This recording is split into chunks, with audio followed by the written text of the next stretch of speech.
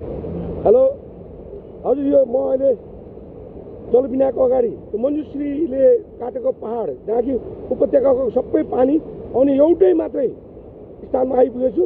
आज यत्रो पानी मैले देख्दाखेरि म आफै स्वयं पानीको काम गर्ने भए तापनि हेर्नुहोस् त पानी मैले बच्चामा उसमा बुटोल चिनाउ नदी पनि मैले देखेँ उर्लेको, तर यस्तो उर्लेको मेरो लाइफमा मैले अहिलेसम्म देखाएको छैन। हेर्नुहोस् त, तपाईँलाई मैले लाइभ देखाउन पाउँदाखेरि साह्रै खुसी लागेको छ। तपाईँहरूले बेलुकाको डान्स हेर्दाखेरि तपाईँलाई लाग्छ उनले खालि यस्तो मात्रै देखाएको थियो। आज तपाईँलाई वर्ल्ड वाइड मेरो बस्ने साथीहरूको, अस्ट्रेलिया, अमेरिका, जर्मन सबै बस्ने साथीहरूको लागि यो उपत्यकाको एउटै निकासको ठाउँमा आइपुगेको छु।